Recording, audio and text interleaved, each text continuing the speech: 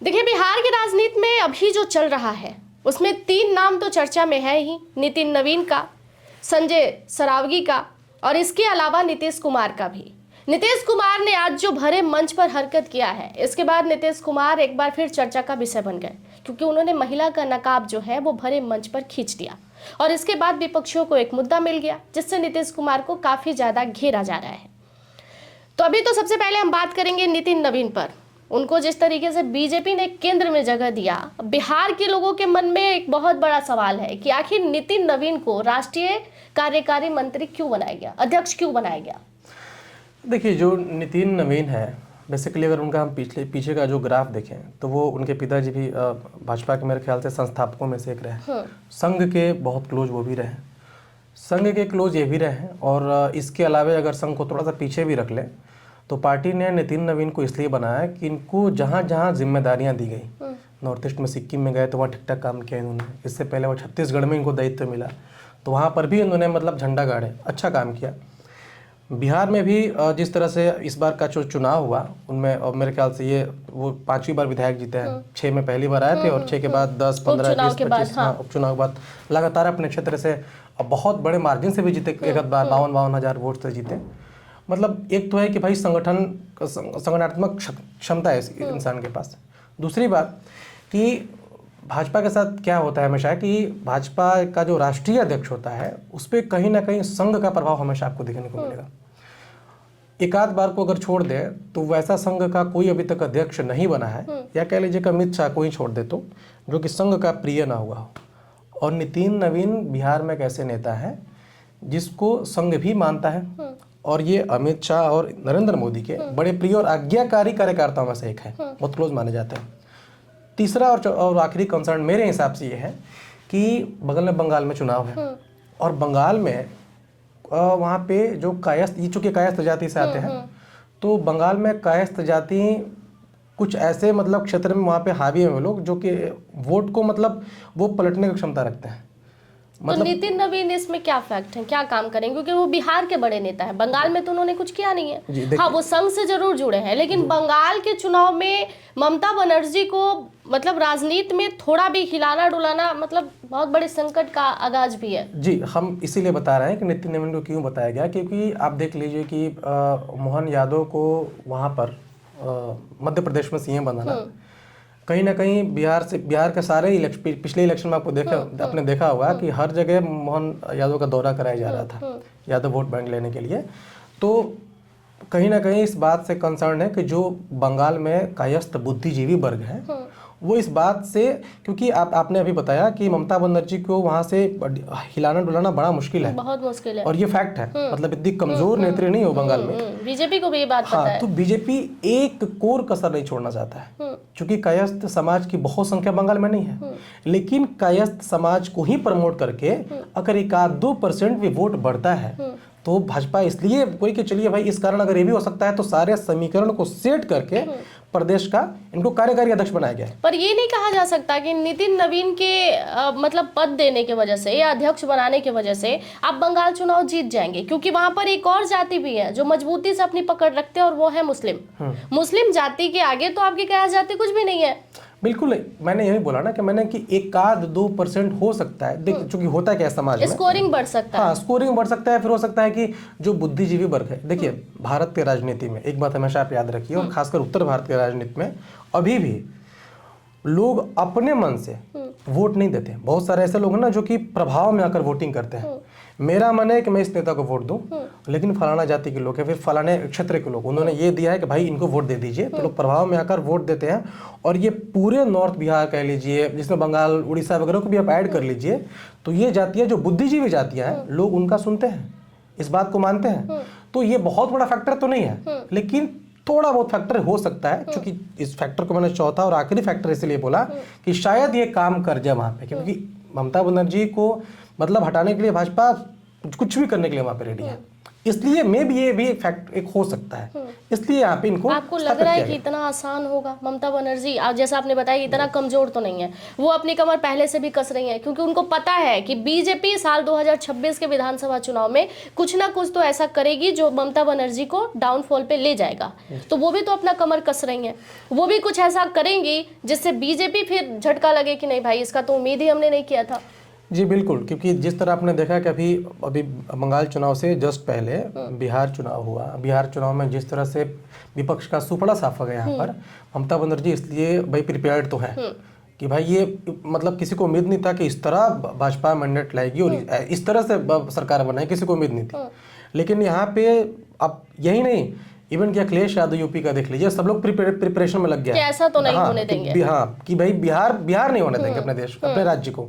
इसलिए अपने से कि ममता बनर्जी कमर कस के बैठी हुई हैं, और वो भी हर प्रकार से अपना जितना भी तुरुप कैका कह लीजिए, राजा कह लीजिए, रानी कह लीजिए, वो सब फेंकने के लिए रेडी है कि कुछ भी हो जाए, मतलब बंगाल में तो भाई ये सब नहीं होने देंगे। मतलब आप एक तरह से कह रहे हैं कि विपक्ष की बिहार में हालत देखने के बाद सबने अपनी कमर कस ली है कि बिहार वाला हाल तो हम कहीं और नहीं होने देंगे, चाहे वो यूपी का चुनाव हो, चाहे वो बंगाल का चुनाव हो या फिर राजस्थान का चुनाव हो, बिल्कुल कहीं भी ये हाल होने नहीं जा रहा है। बिल्कुल हाँ। नितिन नवीन के लिए हालांकि बिहार के लोग बहुत ज्यादा खुश हैं, क्योंकि बिहार में वो बहुत प्रिय नेता है और उन्होंने काम भी बहुत अच्छे किए, संगठन में उनके बहुत सराहनीय काम है। आपको देख लीजिए कि वो भाजपा में भाजयुमो के वो मेरे ख्याल से भाजयुमो के प्रदेश के तो वो अध्यक्ष भी रह चुके हैं। भाजयुमो में उन्होंने उनका दायित्व राष्ट्रीय महामंत्री का भी रहा है, संगठन में बहुत काम किया है।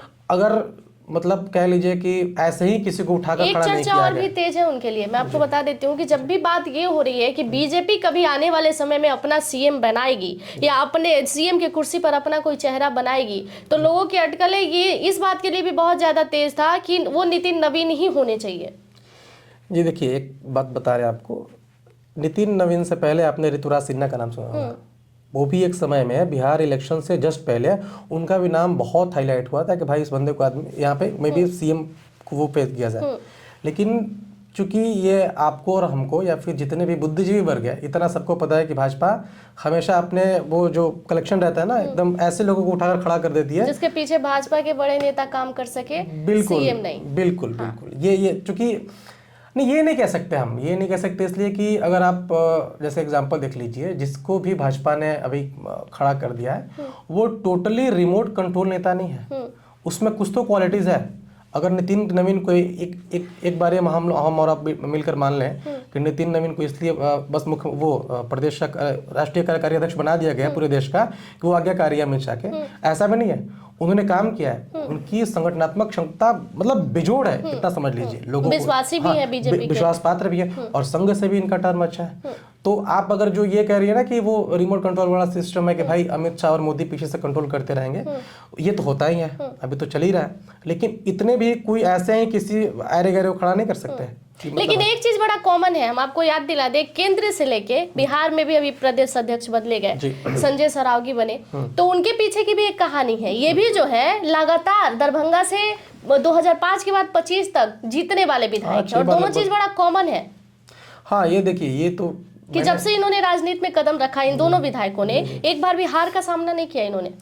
बिल्कुल, देखिए होता क्या है कि अभी जो जिस तरह से, चूंकि राजनीति में कंपटीशन तो भाई अपने पार्टीज में होती है, अब 5 लोग रेस में होते हैं प्रदेश के या फिर राष्ट्रीय प्रदेश अध्यक्ष के रेस में, तो कहीं ना कहीं सबको लगता है कि भाई हम आ जाए। लेकिन पार्टी को जो पार्टी नेतृत्व है उसको तो फैसला कर रहा है ना कि भाई जो उसमें सुप्रीम हो, जो हर तरह से योग हो, जिसपे उंगली ना उठाई जा सके, उसको अगर खड़ा करना है। दूसरी बात क्या होती है मेरे हिसाब से कि प्रदेश में जातीय समीकरण बहुत मायने रखता है। अब इसको आप अपवाद कह लीजिए कि भाई कायस्थ पूरे देश में कितने ही हैं, कायस्थों का बिहार में प्रभाव कितना है, लेकिन कायस्थों का बहुत ऐसा जगह पर पकड़ है, जैसे ब्यूरोक्रेसी में आप देख लीजिए, कायस्थ बहुत ही पकड़ वाले लोग हैं, इनको लाया गया। तो एक और कॉमन चीज़ हमने नोटिस किया होगा कि बिहार में मेरे ख्याल से 2-3 टर्म से बनिया जाति से प्रदेश अध्यक्ष बन रहा है। संजय जायसवाल को ले लीजिए, उससे पहले भी बनिया जाति के थे, मुझे नाम एग्जैक्ट याद नहीं आ रहा है, दिलीप जायसवाल, फिर संजय जायसवाल। हाँ, उसके अभी देख लीजिए वो बनिया जाति जो संजय सरावगी है, वो बनिया जाति से आने वाले हैं। तो कहीं ना कहीं इस समीकरण को या फिर समीकरण को ये कह लीजिए कि जो बिहार चुनाव में जिस तरह मैंडेट दिया है कार्यकर्ताओं ने, और आपको पता है कि बनिया ब्राह्मण कुछ जो जातियाँ हैं वो भाजपा के कोर वोटर्स होते हैं। तो इसको हम लोग उपहार तरह पे भी ले सकते हैं, भाई उसी जाति को प्रदेश अध्यक्ष पार्टी नेतृत्व ने बनाया। बीजेपी इस बेस पर भी काम कर रही है कि उनके पास वो हर जाति के लोग हो, जहां जहां उन्हें चुनाव लड़ना है वो उस फेस को सामने रखे और जाति फैक्ट जो है वो अपने तरफ खींचे, ताकि कोई ये उंगली ना उठाए कि एनडीए के अंदर या बीजेपी के अंदर ये समुदाय के नेता नहीं है।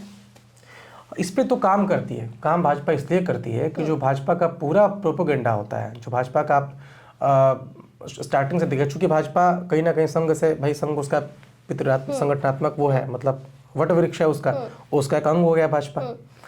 तो संघ का भी, अगर आप संघ से जुड़े हैं या फिर संघ को जानते हैं और समझते हैं, तो संघ का रहता है कि जात पात को भाई थोड़ा सा पीछे रख लो, हिंदू सॉफ्ट कॉर्नर है, हिंदू हार्ड कॉर्नर, उसको प्रमोट हमेशा से करती है, उसी का अंग है भाजपा।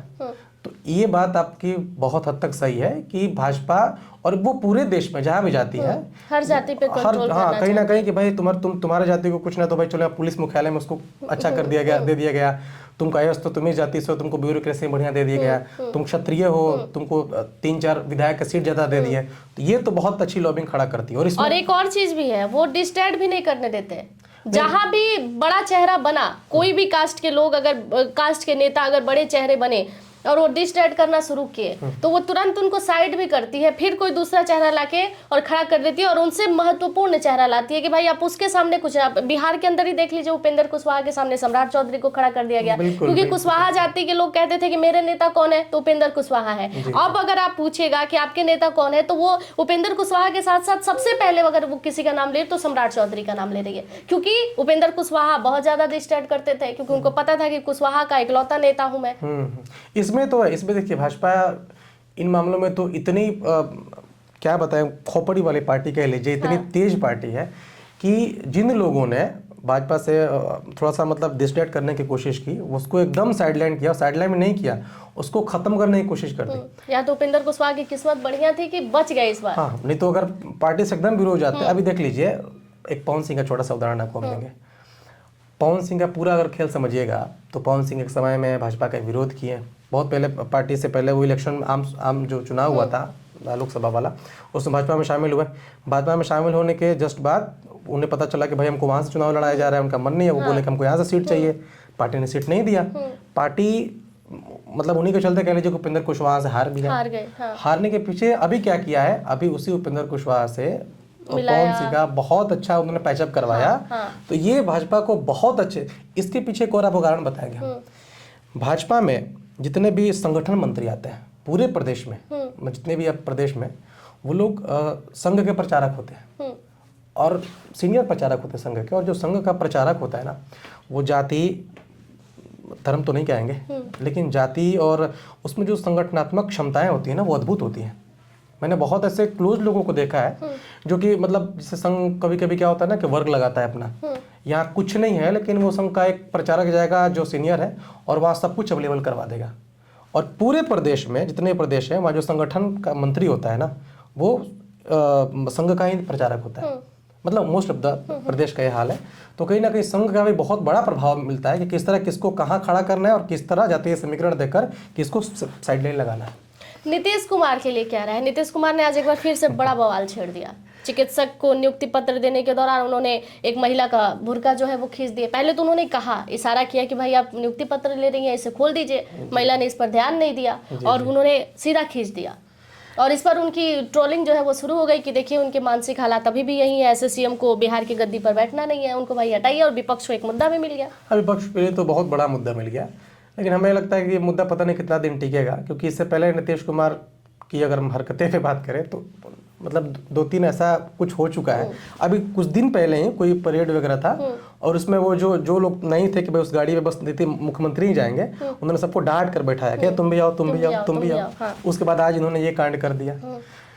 ये पता नहीं, अब तो ये उनके जो क्लोज लोग रहे हैं वो बताएंगे कि वो कितने स्थिर हैं, क्योंकि सम्राट चौधरी हाथ भी खींच रहे थे उनका कि नहीं आप ऐसा मत कीजिए। वीडियो में साफ दिख रहा है कि वो हाथ रोकने की प्रयास कर रहे हैं सम्राट चौधरी। हमेशा की जाए, जैसे अभी कुछ दिन पहले मैंने देखा था कि कोई कार्यक्रम था और वो लेडीज को ऐसे चुनाव प्रचार में माला पहनाने पे अड़े हुए थे। संजय झा बार बार प्रयास कर रहे थे कि मत कीजिए, लेकिन उनको डांट दिया क्या हटो, गजब हाल करते हो तुम। उन्होंने बाकायदा माला पहनाया। तो ये तो लोग लगे हुए हैं। और देखिए कहीं ना कहीं वो कहता है ना कि अगर कहीं आग नहीं लगा है तो धुआं कहाँ से हाँ निकलेगा? धुआं कहाँ से आएगा, तो कुछ ना कुछ तो है। बहुत यूजर सपोर्ट कर रहे हैं, उन्होंने कहा कि वो सही किए हैं। जब आप नियुक्ति पत्र लेने जा रही हैं, जब आप सरकार का कार्य करने जा रही हैं, तो वहां पर सामुदायिक दर्शाना या फिर बुर्का पहन के जाना ये भी किसी हद तक सही नहीं है। नीतीश कुमार ने एकदम सही किया है, इसलिए क्योंकि नियुक्ति पत्र जा रही है, किसके हाथ में जा रही है, वो सही व्यक्ति है कि नहीं, इसका भी चयनित करना बहुत जरूरी था। देखिए इस पर मैं इतना बोलूँगा कि चयन प्रक्रिया और चयन जो कैंडिडेट होता है उनके चयन कर उसके ट्रांसपेरेंसी का ख्याल मुख्यमंत्री का रखना थोड़ी काम होता है। मुख्यमंत्री के नीचे मुख्य सचिव होता है, उसके नीचे आप विकास आयुक्त होता है, उसके नीचे हर विभाग के प्रमुख सचिव होते हैं, संयुक्त सचिव होते हैं, एसओ होता है। भाई नीचे से स्टार्ट कर लीजिए, जो फॉर्म फिलअप किया गया होगा ये सब उनका काम है ना कि भाई कौन कौन लोग जाएगा। आप महिला लेडीज को खड़ा कर देते हैं, एटलीस्ट महिला पुलिस को जो बुर्का उठाकर चेक कर लेती है कि भाई ये कैंडिडेट है कि नहीं।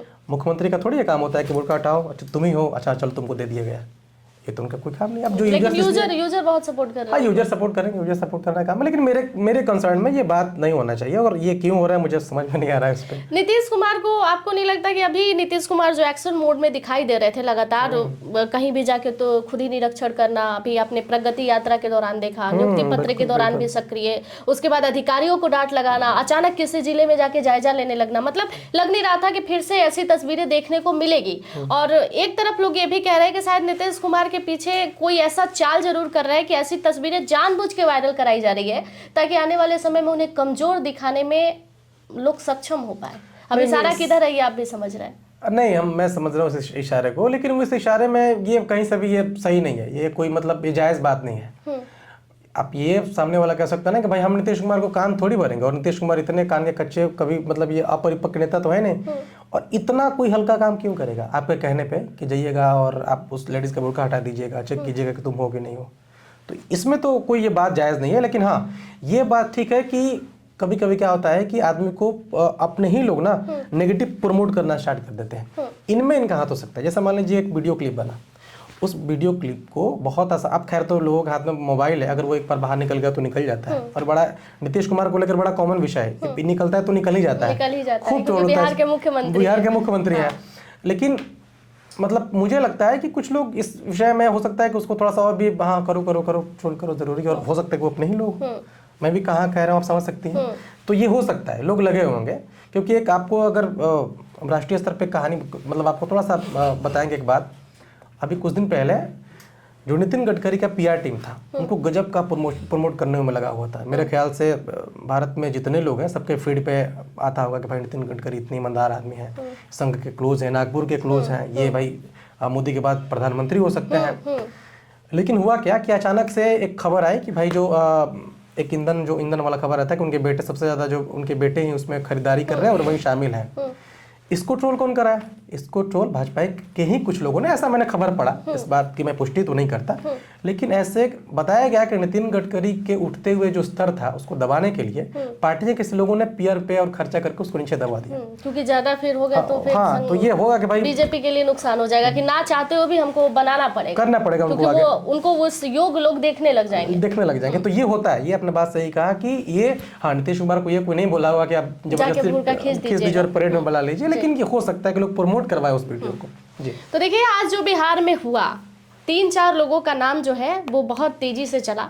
अभी आपने नितिन नवीन का देखा, संजय सुरागी का देखा, नीतीश कुमार का देखा, तो ये तमाम नाम जो है आज खूब चली, क्योंकि नीतीश कुमार ने कुछ ऐसा हरकत भी कर दिया और वीडियो तेजी से वायरल हो गई। विपक्ष इस पर भाई अपना जो काम वो करती आई वो करना शुरू कर दी कि ये देखिए नीतीश कुमार क्या कह रहे हैं। बिहार के लोग कह रहे थे कि नीतीश कुमार अभी मुख्यमंत्री के तौर पे बहुत बढ़िया है, देखिए नीतीश कुमार महिलाओं का किस तरीके से अनादर किया। तो तमाम तरह की चीज़ें जो थी बिहार में उठने लगी। हम तमाम मुद्दों पर बात किए। अभिषेक पाठक हमारे साथ जुड़े थे, और जैसा कि ये तमाम मुद्दों पर हमेशा से अपनी बात रखते आए हैं, तो इस वीडियो के लिए आपका क्या राय होगा कॉमेंट सेक्शन में जरूर बताइएगा। बाकी की तमाम जानकारियों के लिए जुड़े रहिएगा हमारे साथ।